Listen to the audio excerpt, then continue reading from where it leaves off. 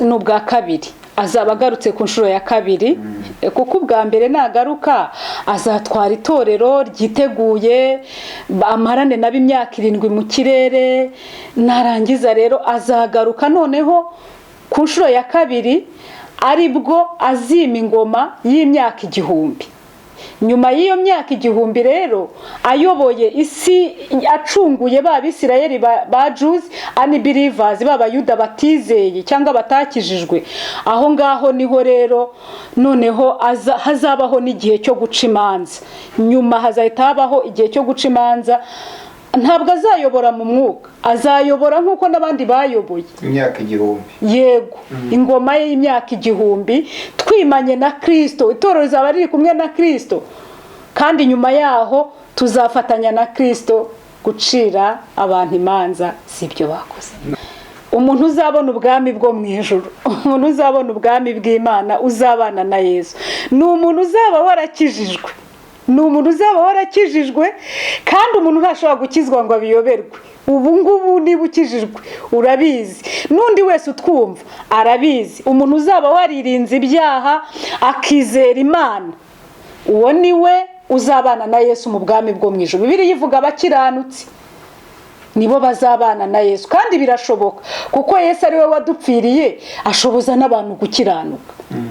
Ariko umuntu rwose ukiranirwa cyangwa watutse umwuka wera cyangwa utarakijijwe utarizeye, wasuzuguye Yesu cyangwa agasuzugura amategeko ye, ntabwo rwose yaraga ubwami bwo mu ijuru. Usijye ubutanga, ariko nkurikije Bibiliya ikivuga n'icyo umwuka avuga, no mu buzima busanzwe iyo umuntu rwose akijijwe cyangwa akaba ari n'umuntu mwiza mu buzima busanzwe, ntagendere mu byaha, n'igihugu kiroroherwa n'abantu bose bakoroherwa. Yaba byashobokaga ahubwo abantu bose bagakizwa. Gusa ikintu gikonfusing abantu ahangaha gato nuko n'abakijijwe abiyita ko bakijijwe, abo Bibiliya ijya yita ko bafite ishusho yo kwera ariko bahakana imbaraga zako, muri Timoteyo wa 2:3, nuko bakonfusing abantu bose bambara nyine uwo mwambaro w'uko ngo bakijijwe bakabivuga, ariko imirimo bakora ikabihakana. Niyo mpamvu abantu benshi bibatera urujijo, bamwe bakanavuga ati so kugira ngo nkizwe nka kuriya nabyihorera. Abo rero nimubiteho, Yesu yaravuze ngo mureke urukungu rukurane n'amasaka. Nigeze kubibabwira, bizasobanuka nyine nyir'umurima nazi, ni uzamenya ngo uru n'urukungu, aya ni amasaka. Ariko muri kino gihe twese nyine tuba tuvuga ko dukorera Imana. Gusa umuntu ukorera Imana agira n'ubuhamya bwiza, akwiye kugira ubuhamya bwiza, akagira imbuto. Yesu yaravuze ngo muzabamenyera ku mbuto bera. Arabohora TV, ishakiro ry'ubutumwa bwiza, umusemburo w'agakiza. Arabohora TV. Uyu mwanya wo kuganira ku ijambo ry'Imana, twibukiranya kugaruka kwa Yesu. Amazina yanjye nitwa Betty, nkuko tumenyeranye hano kuri Arabohora TV. Shimira Imana cyane ko turi bazima, namwe mukaba muri bazima, tukaba twongeye kugira umugisha wo kubona igitondo cy'umugisha. Imana ishimwe. Ndi umukristo, nkorera umurimo w'Imana muri ADPR i Remera. Shimira Imana cyane kuko yampamagaye kandi ikangirira neza, ikanyereka. Ni ubuntu bugeretse ku bundi, ntacyo kwirata usibye kwirata umusaraba wa Yesu. Imana ibahe umugisha. Reka dusenge Imana, hanyuma tuganire ijambo ry'Imana, cyangwa tuganire intego ivuga ngo kugaruka kwa Yesu. Mwami Imana yacu, uri Imana igira neza, uri Imana ikiranuka, uri Imana yera, uri Imana idukunda, uri Imana itwitaho, uri Imana igira ubuntu n'ibambe. Tugushimiye iby'imbaraga wakoze, tugushimiye uburinzi bwawe, tugushimiye kandi ko turi bazima, tugushimiye ko waturindiye imiryango, uturindira inshuti, uturindira igihugu, kandi tugushimiye ko ukomeje kuduha umugisha wo kurama hari benshi bageze ahacecekerwa, ntacyo twatanze, nta kiguzi, ntabwo ari uko rwose twakiranukaga kuruta abandi, nta n'ikintu na kimwe rwose twakoze. Tugushimiye ubwo buntu tugiriye, tugusaba kandi ngo ukomeze kubana natwe, ukomeze gushyigikira umurimo w'Imana, ukomeze gushyigikira iyi cano, kandi mwami ureke abantu bazabohoke kubw'ijambo ryawe, ubw'isi igeze ku iherezo bw'abantu bishakira ibinezeza imitima yabo, aho bishakira ibanezeza aho gukunda Imana. Turakwinginze Mana kugira ngo ukomeze kubana natwe, ukomeze kudufasha, ukomeze kutwihishurira, kandi nabo bose ubasange kuko uri Data mwiza w'imbabazi. Urakoze, turagushimiye, ufashe rwose, ungirire neza, ibyo mvuga ni ibyawe, ubishyigikire mu izina rya Yesu, amen. Ni ukuri nongeye kubashimira mwese, shima Imana ko yongeye kuduha umwanya mwiza wo kuganira ku ijambo ry'Imana. Njye sinjya mbifata nk'ibintu byoroshye, ahubwo mbifata nk'ibikomeye Imana iba yakoze, kuko abantu bifuza kuba baba bahumeka ni benshi, ariko bamwe bari ku mabomboni, abandi bakoze amagisida bararwaye, abandi barwaye za ndwara zikomeye banababwiye ko zidakira, ariko wowe uri muzima. Hari igihe Satani ajya abeshya abantu ngo ntacyo gushima Imana, ngo uri mu bigeragezo, ngo se urashima Imana iki? Ariko Imana niyo gushimwa, Imana niyo kubahwa. Unibutse iminsi ya kera nk'uko Dawidi yavuze, washima Imana. Ndashaka ko dusoma ijambo ry'Imana, ijambo ry'Imana riri hano mu byahishuriwe Yohana. Turasoma umurongo waho, igice cyaho cya mbere, turasoma umurongo waho wa 7. Haranditse ngo, dore arazana n'ibicu, kandi amaso yose azamureba, ndetse n'abamucumise nabo bazamureba, kandi amoko yose yo mu isi azamuborogera. Nanone amen. Ndi Alpha na Omega, itangiriro n'iherezo, niko umwami Imana ivuga, iriho kandi yahozeho kandi izahoraho, ariyo ishobora byose, amen. Iri jambo ni ijambo risobanutse, riravuga ngo dore arazana n'ibicu, kandi amaso yose azamureba, ngo kandi n'abamucumise nabo bazamubona. Ni ukuri ndashaka tuganira ku nsanganyamatsiko ivuga ngo kugaruka kwa Yesu. Twavutse abantu bavuga ngo Yesu azaza, turakura abantu babivuga, dutegereza Yesu. Hari igihe twibwiraga ko azaza dufite nk'imyaka 10, 15 se 20, tubona Yesu ntaje. Kandi uko ibihe byagiye bisimburana n'abatubanjirije nabo batubwira ko bakijijwe bababwira ko Yesu azaza. Yesu rero abantu baramutegereje, bigezeho basigara bibwira ngo ntabwo azaza, bakibwira ko Yesu atazaza, nyine bakumva ko bidashoboka kuba abantu bariho nyine. Ariko hari ikintu dukwiriye kwibaza, kuba turiho ni ukuvuga ngo hari uwabanje kubaho mbere yacu. Wabanje kubaho mbere yacu ni Yesu, umwana w'Imana. Uwo niwe utuma turiho, uwo niwe mahoro yacu, uwo niwe byishimo byacu, uwo niwe byiringiro bizima byuzuye. Iri jambo rero riravuga ngo yahozeho, yahozeho, ariho kandi azahoraho. Mu by'ukuri kugaruka kwa Yesu ni ihame, ni ukuri kuzuye, kuko Yesu yaje ni nako azanagaruka, uko Yesu yagiye ni nako azanagaruka.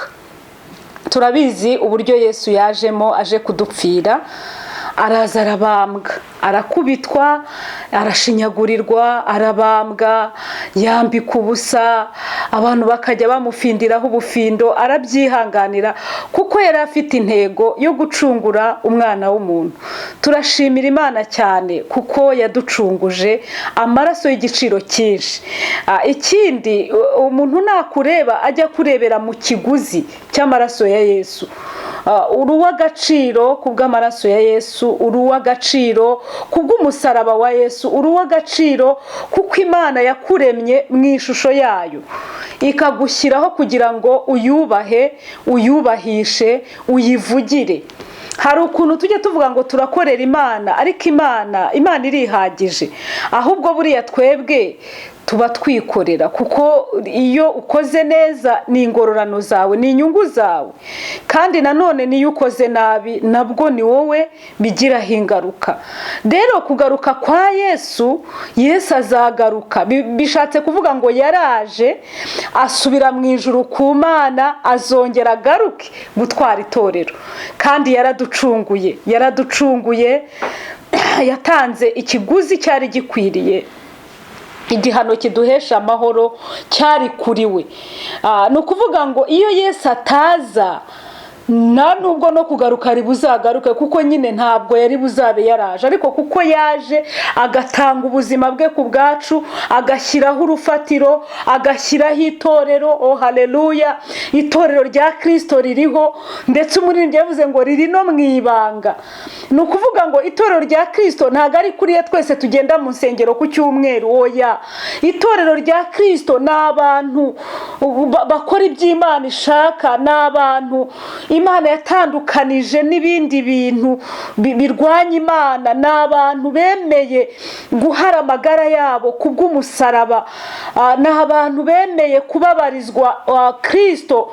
Ntabwo ushobora kumbwira ngo warakijijwe ngo uranesha, ngo ntabwo wigeze uca mu bigeragezo.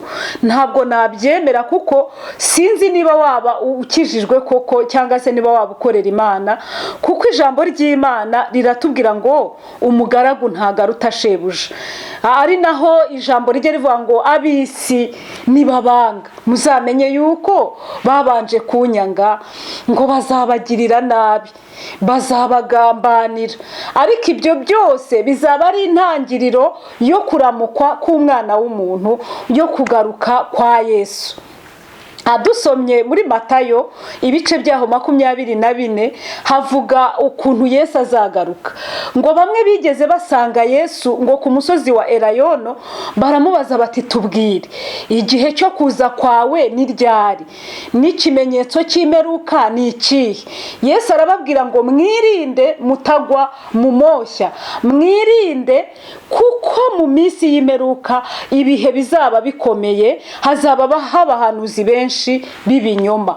Ngo bamwe bazajya bavuga ngo dore Kristo ari hano, n'abandi bati ari hano, ngo ariko muramenye ntimuzajyeyo kuko bazaba babashuka. Ni iki gihe rero turimo, ni igihe cyo gutunga Yesu mu mutima, ni igihe cyo kumenya Imana by'ukuri, ni igihe cyo gusengera Data mu mwuka no mu kuri, ngo kuko abo ngabo nibo Data ashaka ko bamusenga. Imana iduhana umugisha. Ngo baramubaza, ariko hari naho yabashubije Yesu arababwira ngo ntabwo ari ibyanyu kumenya iby'ibihe, ni ububasha bw'Imana yonyine. Uko utamenya igihe uzavira muri uyu mubiri, ni nako utamenya igihe Yesu azagarukira.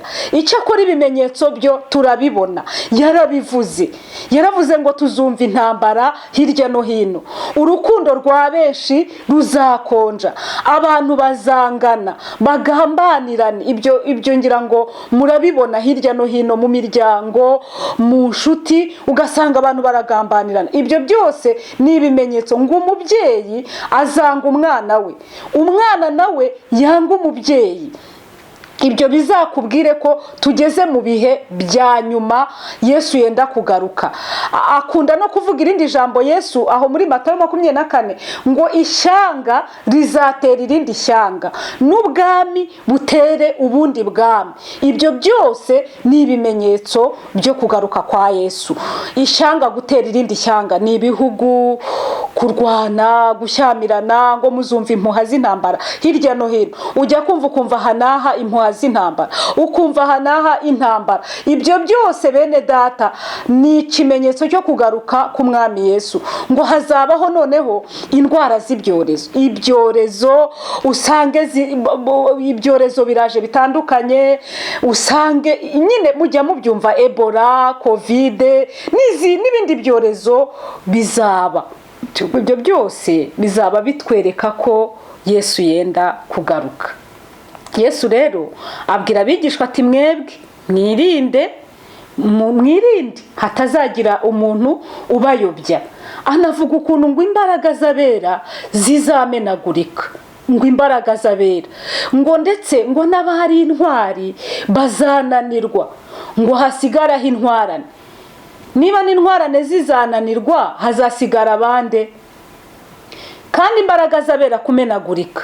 Niba abantu bategereje Yesu ko azaza bakabona ntaje bagasubira inyuma, niba abantu b'Imana Yesu yacunguye ariko bakananirwa kwihangana, bakananirwa gutegereza, bakananirwa kuba maso, Yesu yaratubwiye ngo nimube maso kuko mutazi umunsi n'igihe. Hano rero haravuga ngo dore arazana n'ibicu kandi amaso yose azamureba. Ni mu byaheshuwe Yohana igice cya mbere umurongo wa 7, ngo arazana n'ibicu kandi amaso yose azamureba, kandi amoko yose yo mu isi azamuborogera. Nanone amen. Ndi Alpha na Omega, itangiriro n'iherezo, ni ko umwami Imana ivuga. Kugaruka kwa Yesu rero, ubundi hari ukugaruka kwa Yesu kwa mbere, cyangwa the first coming of Jesus Christ. Kugaruka kwa mbere kwa Yesu, Yesu azahagarara mu bicu, ahamagare itorero, avuze impanda, abizeye, abapfiriye muri we, abamwizeye, abakiranutse bakihangana bamusanganire.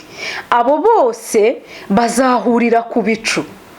Kandi wakwibaza ngo ni gute abantu bazagenda bazahurira ku bicu gute? Abantu bizeye Yesu umwuka azabatumbagiza, bazaguruka basange Yesu. Ntumbaze ngo bazagurukisha amababa ameze gute, ariko mu mbaraga Yesu afite nuko azishyira itorero ridafite ikizinga, ridafite umunkanyari. Yesu rero azagaruka, azavuza impanda. Kugaruka kwa mbere kwa Yesu azavuza impanda, abapfiriye muri we, abari muri we by'ukuri, abizera by'ukuri bamusanganire mu kirere. Nibamara kugera mu kirere rero bazamara imyaka 3 n'igice Yesu ari kubapimira imirimo bakoze. Imirimo yandirimba ivuga ngo umurimo wakoranye urukundo uzawuhemberwa, ariko umurimo utakoranye urukundo wakoze ugononwa ntabwo uzawuhemberwa. Azabapimira imirimo. Iyo myaka 3 n'igice bari kumwe na Yesu. Icyo gihe rero itorero nirimara kugenda kuzamurwa hano mu isi bizasigara bikomeye. Tujya twigisha ko Antikristo ari gukora, ariko akora yihishe, atarashyirwa ku mugaragaro. Itorero nirimara kuzamurwa rero Antikristo azatangira gukora ku mugaragaro, atangire kugerageza abera, atangire kugerageza abazaba basigaye batashoboye kugenda mu itorero rya mbere, batashoboye kuzamurwa. Azakora ngo azatanga amahoro. Hazabaho igihe amahoro abe menshi, abantu bikange bagire ngo koko niwe Yesu, ariko azaba ari Antikristo. Bazahura n'akaga gakomeye abantu bazaba basigaye. Muri iyo myaka 3 n'igice rero itorero riri mu kirere riri gupimirwa imirimo.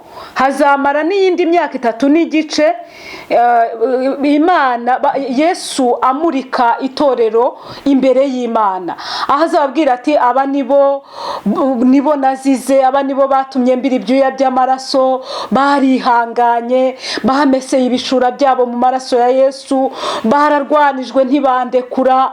Nyine abapimira abereke imana. Icyambere tuvuze ko hazabaho imyaka 3 n'igice yo gupimirwa imirimo myiza bera bakoze. Hanyuma tuvuze ko kandi imyaka 3 n'igice yindi Yesu azabamurikira imana. Ubwo yose hamwe ni imyaka 7 itorero riri mu kirere. Imana itugirire neza. Hazabaho rero ikindi gihe kiza nanone, ubwo narindi kubabwira ibya Antikristo mu isi bizaba bikomeye. Hari aho mujya mwumva ngo abantu bazacungurwa n'amaraso yabo. Muri icyo gihe rero, muri iyi myaka 7 yenda gushira, itorero riri babandi basigaye mu isi bazaba bari kugeragezwa, ngo aho bazajya baza babe bakata nk'umuntu akaboko, babe mbese bamukorere navuga ngo bamwice nk'urupfu rubi kugira ngo barebe yuko areka yihakana Yesu. Nyine uzavuga ko uwo nguwo atari Yesu akavuga ko ari Antikristo azageragezwa. Antikristo rero azatanga akantu kameze nk'agahenge, habe akamahoro, Abisirayeli batatanye bagaruke, ngo bazubakira n'Imana yabo urusengero. Murabizi ko hari Jews believers na Jews unbelievers, abayuda bizera n'abayuda batizera. Abo bayuda rero batizera barindiriye ko Yesu azaza, kandi Yesu yaraje. Murabizi ko Yesu yaje, Yesu yarapfuye, Yesu yaratwitangiye, yanasubiye no mu ijuru, azanagaruka gutwara itorero. Niko kuri, niryo hame. Ariko hari abantu b'abayuda, Judaism, bataremera ko Yesu yaje. Abo rero ngo barindiriye ko Mesiya azaza. Antikristo rero azabashuka. Hari abazagira bubakire n'Imana yabo urusengero, ngo baze bose bahunguke barwubake. Ariko nibamara kurwuzuza rero, ngo Antikristo azinjira muri rwa rusengero amere nk'urutashye, arwinjiremo. Bibiliya iravuga ngo ubwo muzabona ikizira cy'umurimbuzi gihagaze ahera, ubisoma abyitondere. Ngo azagenda yicare kuri iyo ntebe, bamuramye, banezerwe, batuyu niwe Yesu. Ariko kuko Antikristo ni umugome, ni umushukanyi, ntabwo ari Yesu, ni Antikristo, n'urwanya Kristo, n'uwiyita Kristo atari we. Imana itugirire neza. Ngo azahita none hahinduka, azabahinduka mu gihe gitoya. Nabahinduka, murabizi ko Abisirayeli bafite isezerano ryo kuzacungurwa, ko bazongera bagacungurwa. Azabahinduka, atangira bice nabi, atangira gerageza abantu bakijijwe, abantu bacungurwe n'amaraso yabo, abantu bamwe be kurekura Yesu, bavuge bati ibi bintu ntabwo uri Yesu, Antikristo, Yesu turamuzi. Abandi bavuge bati itorero disi ryaragiye.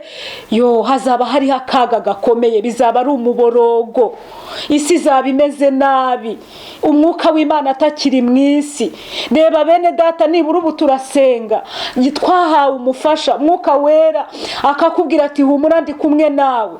Icyo gihe itorero rizaba ryaragiye, umwuka yarigendeye, ari ukwirwanaho. Ariko ngo hari bakeya nanone bazihangana, bacungurwe n'amaraso yabo. Ngo rero ngo Antikristo natangira kubica, kubagirira nabi, nibwo Yesu azagaruka ku nshuro ya kabiri, aje gutabara, aje kurwanirira bera, aje kwima ingoma y'imyaka 1000. Azagaruka rero. Ngo Yesu nagaruka, mujya mwumvira ya ntambara ya Magogi, ya Amagedoni, azaza rwana iyo ntambara. Murabizi wenda abantu bakunda kugenda muri tourism, muri tour, hari ahantu muri kiriya kibaya muri Isirayeli basitaye n'imbunda rwose, bivuga ngo biteguye intambara. Ariko nta muntu warwana na Kristo ngo amuneshe. Mu by'ukuri barabizi ko hari ikizaba, ariko ntibaza ari ryari. Ariko ngo icyo gihe rero Yesu ashimwe cyane. Sinshatse kubyinjiramo, iyi ni theology, na amateka menshi. Nashatse gusa kubabwira ko ko Yesu azagaruka. Yesu rero ngo azahita agaruka acungure abisirayeli, baba Jews and believers, bamwe babe believers, baba bizera. Hanyuma rero ngo kandi nanagaruka azagarukana n'itorero aje gucira imanza babandi batamwemeye, babandi batamwizeye, babandi bakeresheje amaraso ye. Yesu yamennye amaraso kugira ngo tubabarirwe, ariko bamwe barabyemeye abandi ntibabyemeye. Azagaruka rero ngo kandi nagaruka, haleluya, azaca intambara zishire, ahindura ibi byose bishya. Ngo kandi Yesu azima ingoma, tumuhe icyubahiro umwami w'amahoro. Ngo iyo ngoma ye izaba ari iy'amahoro, izaba ari iy'ibyishimo, nta ndwara izarangwa ku ngoma ya Yesu. Azima ingoma nk'uko n'abandi bose bima ingoma, nk'uko abaperezida bima, nk'uko bategetse, nawe azaza ayobora iyi si. Ubwo bwami buzaba buyobowe na Yesu, buzaba ari ubwami budahanguka, buzaba ari ubwami bwiza. Ngo azategeka rero, namara kwima ingoma hazabaho ikindi gihe ari rwo rubanza, the judgment. Hazabaho urubanza rwa nyuma, buri muntu wese acirwa urubanza rw'ibyo yakoze. Twasoma hano mu Byahishuwe naho harabivuga, ibice byaho 19, ibice 20, umurongo wa 11 haravuga ngo mbona intebe y'ubwami nini yera, mbona niyicayeho, isi n'ijuru bihunga mu maso hayo, ahabyo ntihaba hakiboneka. Mbona abapfuye, abakomeye n'aboroheje bahagaze imbere y'iyo ntebe. Nuko ibitabo birabumburwa, kandi n'ikindi gitabo kirabumburwa, aricyo gitabo cy'ubugingo. Abapfuye bacirwa imanza z'ibyanditswe muri ibyo bitabo zikwiriye ibyo bakoze. Amen. Aya ni amagambo meza nkunda cyane. Ahangaha rero Yesu namara kugaruka azaboha Satani. Satani abohwe, abakiranutsi bimane na Yesu imyaka 1000. Ubwo rero Satani namara kubohwa, abakristo cyangwa abizeye bazaba baguwe neza, bazaba banezerewe, babandi bameseye ibishura byabo mu maraso ya Yesu, babandi bihanganye, babandi batotejwe, babandi bageragejwe mu nzira zose zishoboka, ariko bakavuga bati hoya, ntabwo tuziyanduza, turabizi ko Kristo yaje, turabizi ko yadupfiriye, ntabwo twamubabaza. Barahari na Bibiliya igivuga ngo hariho 7,000 bitarapfukamira Bayali. Ndakwifuriza kuba muri ibyo 7,000 bitarapfukamira Bayali. Nukuri Yesu ni umwami w'amahoro, Yesu ni inshuti nziza, Yesu ni umubyeyi, Yesu ni umuvandimwe mwiza. Sinzi uko namuvuga. Ndagira ngo ngusabe inshuti y'Imana, wowe udukurikiye, wezwe kubera ko Yesu azagaruka. Yesu azagaruka. Niba mwemera ko itorero ririho mu isi, mumenye yuko Yesu azanagaruka gutwara itorero. Ndabizi ko ubuntu bw'Imana kugira ngo mube mwasobanukirwa iby'aya magambo, ariko tugerageza kubabwiraho uko umwuka dushoboje, ariko umwuka ajya basobanurira kurutaho. Yesu azagaruka. Hari ukuntu abantu biyobagiza bakigirisha mu byaha, cyangwa abandi bakigira ko bakijijwe, ariko reka mbabwire bene data, Yesu yarivugiye ngo nimureke urukungu rukurane n'amasaka. Hari igihe bizasobanuka. Abantu benshi bakunda kwihisha mu matitre, erega hari n'abihisha no mu gipasteri, nabo barahari. Umuntu ngende pasiteri kandi akora ibyaha, ari umusambanyi, yiba, ari umujura, afite urwangano, afite ubugome. Yesu azagaruka. Ibyo byose ubikora ajya amenya neza ko Yesu hari igihe cyo guca imanza.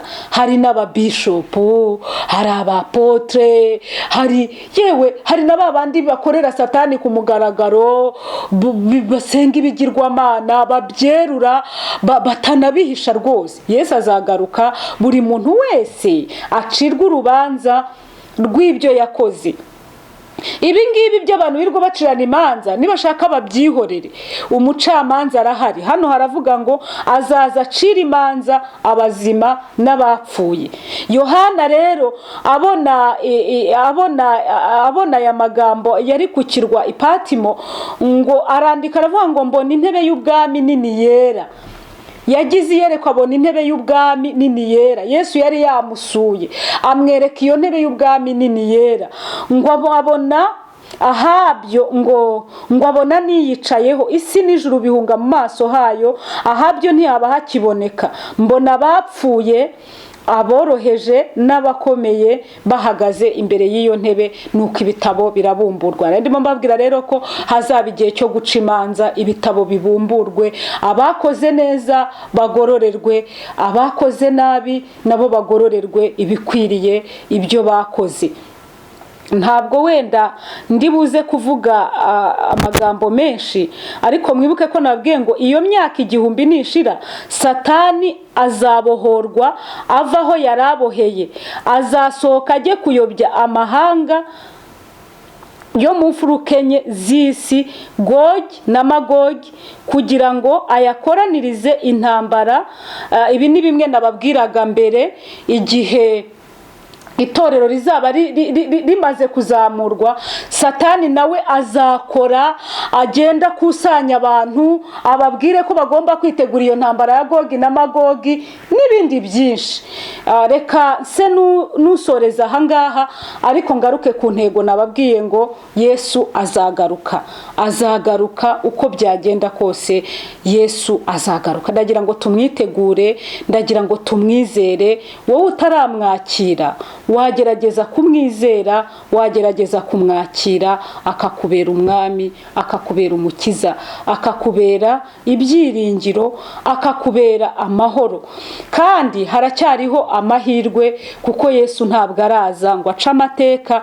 Haracyariho ibyiringiro ko igiti cyatemwe cyakongera kigashibuka. Ushobora kuba hari ibyakugoye, hari ibyakusubije inyuma, hari ibyakugerageje, ariko umwami wawe akuramburiye amaboko kugira ngo akugirire neza. Imana ibahe umugisha. Nagira ngo nsoze kandi ntuzitiranye. Ubundi Yesu yaravuze ngo abanjye ndabazi, bafite ikimenyetso n'icy'amaraso namennye ku musaraba, ngo kandi bafite ubayobora n'umwuka nabasigiye. Rero ntimukishuke, ibintu byose dukora byandikwa mu gitabo, kandi icyo gitabo hari igihe kizabumburwa, hari igihe ibyo wakoze bizasomwa, hari ikizabumburwa, nawe ubwawe uzabibona, uzibwiriza aho ugomba kujya. Nta nubwo hari ukuntu abantu bavuga ngo buri muntu wese ngo azajya asomerwa, uzibwiriza kuko umutima wawe ibyo ukora urabizi. N'ubu ngubu ucyumvira ijambo ry'Imana, umutima wawe urakubwira aho uhagaze, urakubwira aho uri. Ariko nshuti, nagaruka nkubwira ngo nubwo bimeze gutyo, Yesu Kristo arambuye amaboko, Yesu Kristo aracyagutegereje, Yesu Kristo aracyafite ijwi ry'inginga muri wowe, kugira ngo umwemerere ature muri wowe, akuruhure, agukize iyo mitwaro yose wikoreye, ndetse agukize ibyaha, kuko icyaha nicyo kibi kimunga ubugingo, ibindi byose birashira. Kandi ntihakagire ikintu Satani agukangisha. Yesu yadusigiye umwuka wera, kandi n'abapfiriye muri we bazazuka. Urupfu yaruhinduye irembo. Ntihakagire ikintu Satani akwihebesha. Imana yacu irashoboye. Ijambo rero ryatubwiye ngo dore arazana n'ibicu, kandi amaso yose azamureba, ngo kandi n'abamucumise nabo bazamubona agarutse. Imana itugirire neza. Yesu ari hafi kugaruka. Nimubibwirane, nimubwire abantu babe maso, nimubwire abantu birinde, nimubwire abantu biyeze, nimubwire abantu ufite impano yo kubwiriza ubutumwa nabubwirize vuba, aburira abantu, ababwire rwose ko hari umwami wabaruhura, ababwire rwose ko hari inshuti yamennye amaraso ku bwabo. Hari n'abantu bihebye badagikeneye no kumva ibyo bintu, bahawe amasezerano menshi ariko babona ntasohoye, basubira inyuma. Nk'uko ijambo rivuga ngo umukwe atinze ngo bose barahunikira, ngo ariko mu gicuku ngo habaho urusaku. ngo umukwe araje, ngo bamwe barahaguruka bajya kumusanganira bafite amatabaza, ariko abandi bagize ngo baracana biranga kubera ko nta mavuta bari bafite mu merezo zabo. Reka mbabwire bene data, iyo umuntu ari gukora icyaha aba ari gukatisha tike ijya ikuzimu, ijya kwa Satani, ijya mu irimbukiro. Ariko iyo umuntu arimo atera intambwe yizera akizwa, aba arimo akatisha tike imujyana mu ijuru. Bene data, nta kintu na kimwe cyari gikwiriye kukubuza kwizera Imana, kukubuza gukizwa, nta na kimwe. Yesu yaranesheje, Yesu yaragupfiriye, Yesu aragukunda, Yesu yaraje, ibyo yagombaga gukora yarabikoze. Igihano kiduhesha amahoro cyari kuri we, imibabaro wari bubabare yarayibabaye. N'ibyo ubona uri gucamo ntabwo bikomeye nk'ibyo wari buzanyuremo. Nagira ngo rero ngusabe, niba wakwemera ukumva hari ijwi rikwinginga, dusengane Imana. Kandi nawe wumvise buno butumwa warakijijwe, wabushyira n'abadakijijwe kugira ngo nabo bamenye ko igihe kitwegereye, kandi umwami Yesu akirambuye amaboko kugira ngo yakire abamwemereye, abihannye ibyaha. Imana ibaho umugisha. Nawe wari warakijijwe ugacika intege, nawe ni igihe cyawe cyo kwisuzuma. Ndagira ngo nsabe abantu bumvise rino jambo bakumva bifuje kwakira umwami Yesu, bakumva bifuje ko basengerwa, reka mbabwire amagambo musubiramo. Muvuge ngo mwami Yesu, turakwizeye, tubabarira ibyaha twakoze, twandukure mu gitabo cy'abarimbuka, utwandike mu gitabo cy'ubugingo, uduha amahoro Yesu, uduha umugisha, uduhindurira amateka, udukureho imivumo y'ibyaha, udukureho karande zose z'icyaha, ahubwo umwuka wera abe muri twe kugira ngo atuyobore muri uru rugendo. Ubwo uzahagarara ku bicu, natwe tuzumva impanda tugusanganire. Turagushimiye ko ubidukoreye natwe, mu izina rya Yesu, amen. Reka mbabwire ngo mwebwe mwakiriye umwami Yesu, mushobora kugera nk'hariya kuri ADEPR Remera, niho umurimo w'Imana tuwukorera. Hari abantu babategereje babakira, mukiyandikisha, mukabatizwa. Nawe wasubiye inyuma cyangwa se wifuza guhindura, bakakwakira, bakakugira n'inama. N'ahandi wabona mu itorero ryacu bagufasha, kandi rwose Imana ibaha umugisha, ibashoboze. Kandi nagira ngo akaza buno butumwa, ndiwumva n'umwuka gushoboje gushyigikira iyi cano, uyishyigikire, kuko twebwe twiyemeje kwamamaza Yesu biciye muri iri koranabuhanga, kuko niho isi igeze. Nawe rero niwumva wakwakira umwami Yesu, mwakire. Niwumva wanashyigikira uko ubutumwa bwiza bugera kure, nabyo ubikore. Ibyo byose hariho ingororano. Iyo umuntu akorera Imana aragororerwa. Imana ibaduhera umugisha, amen. Abakunzi ba Harabura TV rero tumaze kumva icyigisho kijyanye no kugaruka kwa Yesu Kristo. Turagira ngo tukubaze muri bimwe umaze kwigisha. Utwigishe ko Yesu Kristo azagaruka. Ubundi azagaruka mu isi inshuro zingahe? Urakoze cyane, ikibazo ni cyiza nkuko mwagiye mubyibaza muri benshi. Ubundi kugaruka kwa Yesu nababwiye ko azagaruka inshuro ebyiri. Hari ukugaruka kwa mbere kwa Yesu, n'ubu ngubu tuvugana yagaruka. Ni ukuvuga ngo tube maso, twitegure, isaha iyo ari yo yose Yesu yagaruka. N'ubu tuvugana rero umwami Yesu yagaruka. Uko ni ukugaruka kwa mbere. Azahagarara ku bicu, avuze impanda, abamwizera bose, abakiranutsi bazamurwe. Hazabaho rero nanone no kugaruka kwa Yesu kwa kabiri. Kugaruka kwa Yesu kwa kabiri rero azaba amanutse aje kwima ingoma y'imyaka 1000, ayobore, aca intambara zishire, atabara bera. Muri make kugaruka kwa Yesu kuzaba inshuro ebyiri. Urakoze. Inshuro ya mbere ubwo ni iyihe? Inshuro ya mbere n'ubu ngubu tuvugana, ubu Yesu yaza. Ni ukuvuga ngo yaravuze ngo dore arazana n'ibicu kandi amaso yose azamureba. Inshuro ya mbere azaba agarutse gutwara itorero, biranditse birazwi, azaryishyira ba bandi bakijijwe, ba bandi bihanganiye muri we, bamwizeye. Murabizi ko hari Jews believers na Jews unbelievers. Azagaruka rero aje gutwara abayuda cyangwa abantu bose bamwizeye, bamwemeye. Ariko bazamara imyaka 7. Bazamara imyaka 3 n'igice mu kirere, arimo abapimira imirimo bakoze. Yongere bamare iyindi 3 n'igice, ubwo yose hamwe ni 7. Nibyo arimo bamurikira Imana, abashimira Imana ko bihanganye. Muri make bazamara imyaka 7 mu kirere.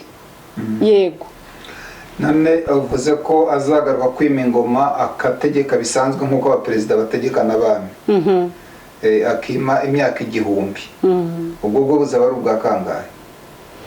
N'ubwa kabiri. Azaba agarutse ku nshuro ya kabiri, kuko ubwa mbere nagaruka azatwara itorero ryiteguye, amarane nabo imyaka 7 mu kirere. Narangiza rero azagaruka noneho ku nshuro ya kabiri, aribwo azima ingoma y'imyaka 1000. Nyuma y'iyo myaka 1000 rero ayoboye isi, acunguye ba Bisirayeli ba Jews unbelievers, b'abayuda batizeye cyangwa batakijijwe. Aho ngaho niho rero noneho hazabaho n'igihe cyo guca imanza. Nyuma hazahita habaho igihe cyo guca imanza. Ntabwo azayobora mu mwuka, azayobora nk'uko n'abandi bayoboye imyaka 1000. Yego.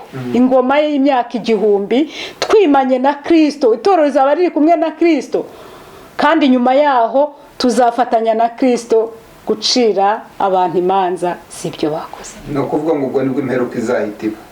Imperuka rero izaba yarabaye.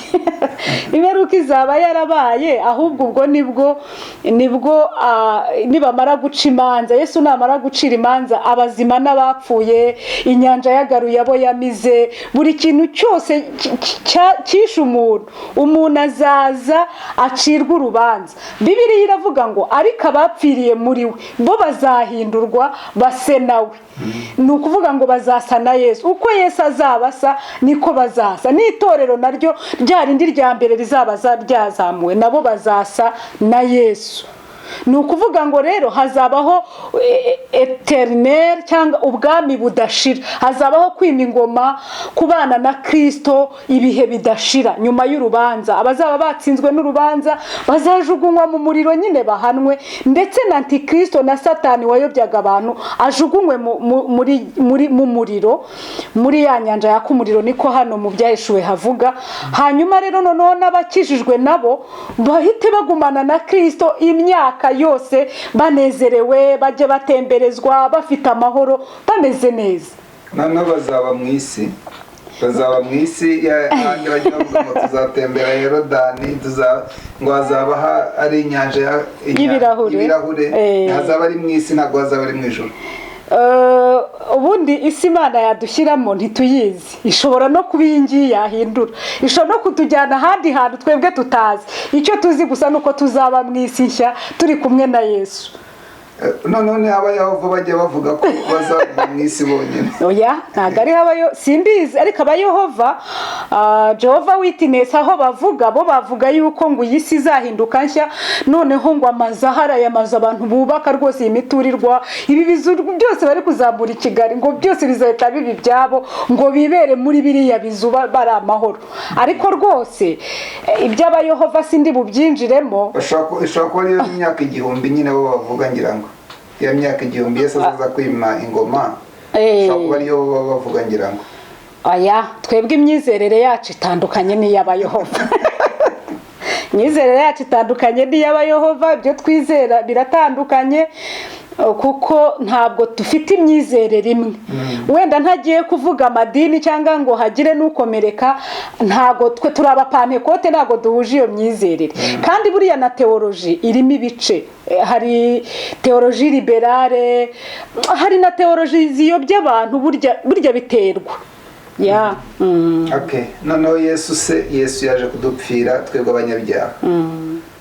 ubwo abamwizeye twese ko twamwizeye ntituzabona ubwami bwo mu ijoro. umuntu uzabona ubwami bwo mu ijuru, umuntu uzabona ubwami bw'Imana uzabana na Yesu ni umuntu uzaba warakijijwe, ni umuntu uzaba warakijijwe, kandi umuntu ntashobora gukizwa ngo abiyoberwe. ubu ngubu niba ukijijwe urabizi, n'undi wese utwumva arabizi. umuntu uzaba waririnze ibyaha akizera Imana, uwo ni we uzabana na Yesu mu bwami bwo mu ijuru. Bibiliya ivuga abakiranutsi nibo bazabana na Yesu, kandi birashoboka kuko Yesu ari we wadupfiriye, ashoboza n'abantu gukiranuka. Ariko umuntu rwose ukiranirwa cyangwa watutse umwuka wera cyangwa utarakijijwe, utarizeye, wasuzuguye Yesu cyangwa agasuzugura amategeko ye, ntabwo rwose yaraga ubwami bwo mu ijuru. Usijya ubutanga, ariko nkurikije Bibiliya ikivuga n'icyo umwuka avuga, no mu buzima busanzwe iyo umuntu rwose akijijwe cyangwa akaba ari n'umuntu mwiza mu buzima busanzwe, ntagendere mu byaha, n'igihugu kiroroherwa n'abantu bose bakoroherwa. Yaba byashobokaga ahubwo abantu bose bagakizwa. Gusa ikintu gikonfiyuzinga abantu ahangaha gato nuko n'abakijijwe, abiyita ko bakijijwe, abo Bibiliya ijya yita ko bafite ishusho yo kwera ariko bahakana imbaraga zako, muri Timoteyo wa 2:3, nuko bakonfiyuzinga abantu bose bambara nyine uwo mwambaro w'uko ngo bakijijwe bakabivuga, ariko imirimo bakora ikabihakana. Niyo mpamvu abantu benshi bibatera urujijo, bamwe bakanavuga ati so kugira ngo nkizwe nka kuriya nabyihorera. Abo rero nimubiteho, Yesu yaravuze ngo mureke urukungu rukurane n'amasaka. Nigeze kubibabwira, bizasobanuka nyine nyir'umurima nazi, niwe uzamenya ngo uru ni urukungu, aya ni amasaka. Ariko muri kino gihe twese nyine tuba tuvuga ko dukorera Imana. Gusa umuntu ukorera Imana agira n'ubuhamya bwiza, akwiye kugira ubuhamya bwiza, akagira imbuto. Yesu yaravuze ngo muzabamenyera ku mbuto bera. Urakoze cyane. Twumvise ko Yesu azatwara itorero bakamarana imyaka 7 bapimirwa imirimo. Icyo gihe nibwo Antikristo azakora ku mugaragaro. Icyo gihe nibwo intambara ya gatatu y'isi ishaka kuzaba, cyangwa intambara ko twumvise ko ari intambara y'Amagogi, Gogi na Magogi, kandi izaba igihe Antikristo azaba amaze gukora ku mugaragaro, Yesu akaza kuyirwana. Icyo gihe nibwo intambara ya gatatu y'isi yose izaba, cyangwa ni iyindi yo mu mwuka? Ntabwo ari intambara ya gatatu y'isi yose, siyo navuze.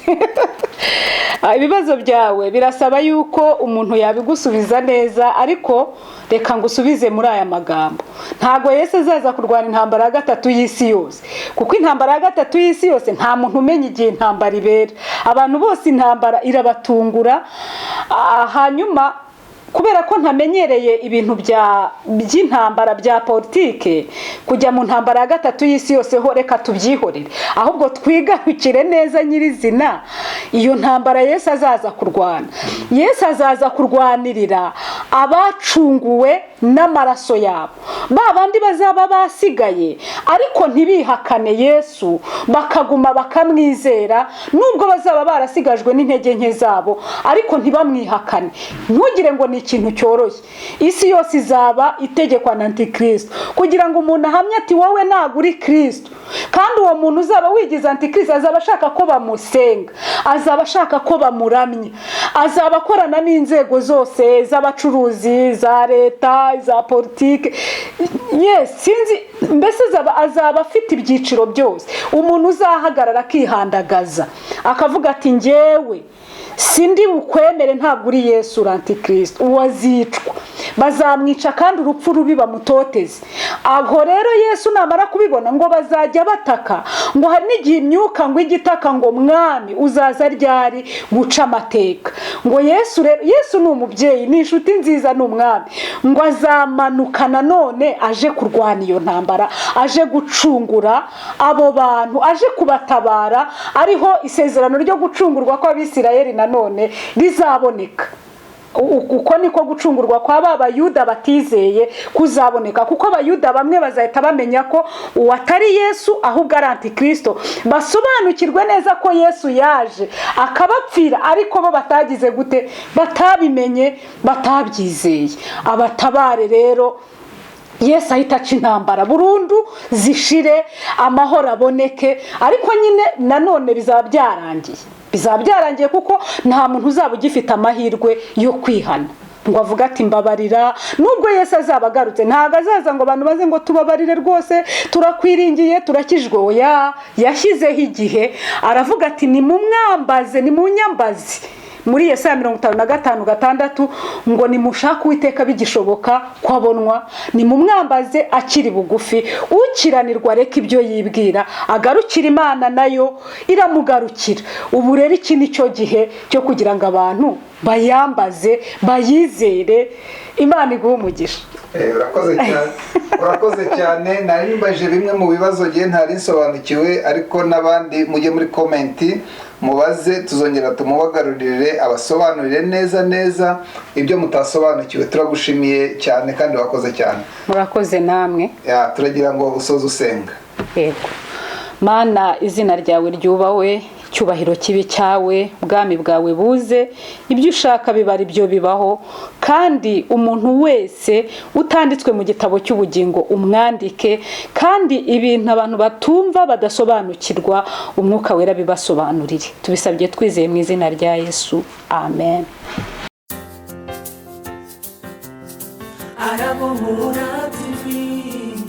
Aramuhura TV, ishakiro ry'ubutumwa bwiza, umusemburo w'agakiza. Aramuhura